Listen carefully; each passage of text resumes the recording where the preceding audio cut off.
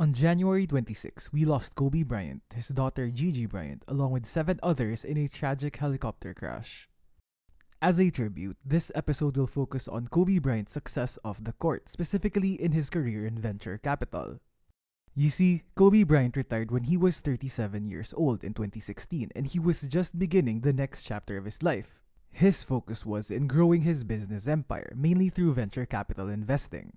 Bryant was already dipping his toes in the investment world when he was still a player, and it's quite unfortunate that we lost him too soon since he was just getting started in his investment career.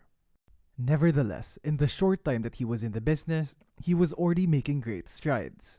And so, although we will be discussing Bryant Stibel, his venture capital firm, I will also be covering Kobe Bryant's other investments and contributions, so let's get straight to it. Kobe Bryant made a lot of money over the entirety of his NBA career from lucrative playing contracts and endorsement deals. Over the course of his time in the NBA, he's made over $600 million. In his second decade in the NBA, he was one of the highest paid athletes in the world, just short of Tiger Woods' $800 million and Michael Jordan's $1.9 billion. Bryant's most important partner, of course, was Nike. It started in 2003 when Nike signed Kobe on a 4-year, $40 million deal.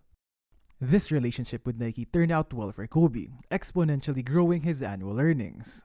Kobe Bryant was an instrumental figure in the promotion of Nike products, specifically in China, where he was sent every summer to promote the brand. Because of his impact for Nike, Bryant understood that he could do the same for other brands, and so he picked up China-specific deals for brands like Mercedes-Benz, Coca-Cola, and Alibaba. Today, according to Forbes, Nike's Greater China revenue is now at $6 billion, growing 20% annually. Although we can't fully attribute all that success to Kobe's influence, you can definitely say that he was instrumental in igniting brand awareness and eventual success in China. In 2013, 3 years before his retirement, Bryant co-founded a venture capital firm along with Jeff Stibel. Stibel founded several technology companies, most notably Web.com. Kobe Bryant and Jeff Stibel partnered up and formed Bryant Stable. Kobe Bryant reportedly put in $100 million into the initial fund. Today, Bryant Stibel has more than $2 billion in assets. As remarkable as this may sound, Kobe isn't the first to get involved in venture capital. NBA legend Earvin Magic Johnson, who has a net worth of over $600 million, is a prime example of what could happen if athletes are able to wisely reinvest their playing contract earnings into the right companies.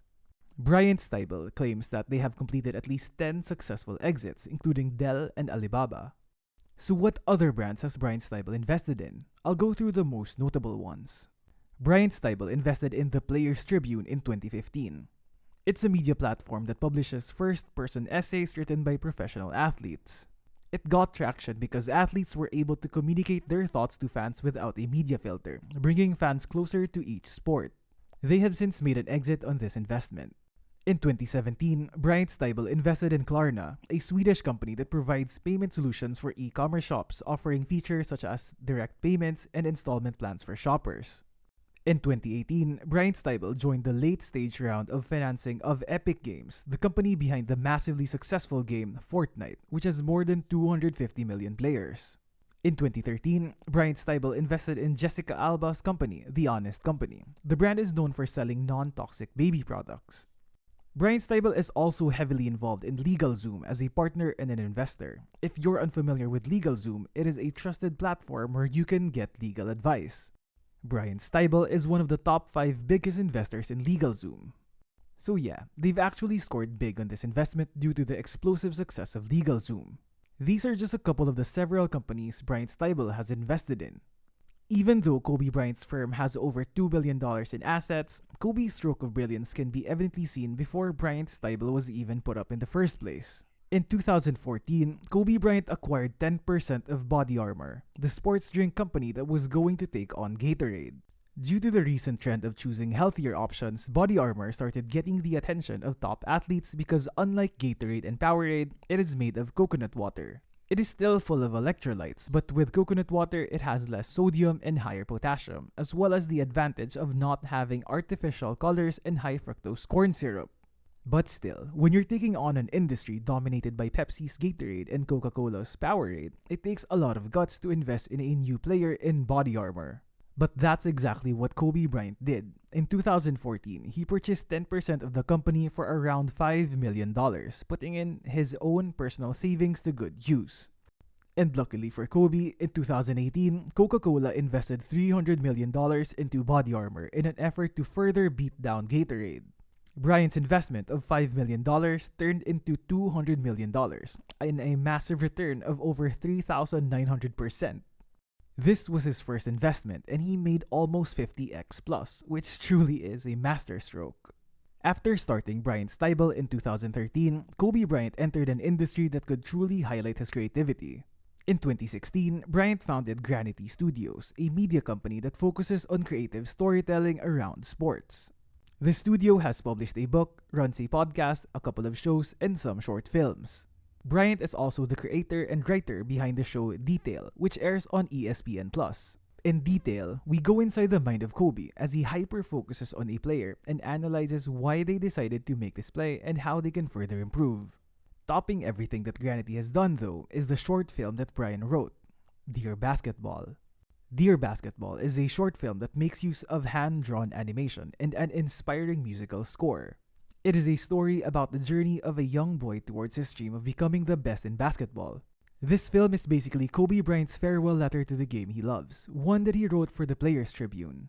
And proving to the world that his talent isn't limited only within the NBA, Dear Basketball won the Academy Award for Best Animated Short Film in 2018. What's even more impressive is that Kobe won an Oscar on his first nomination.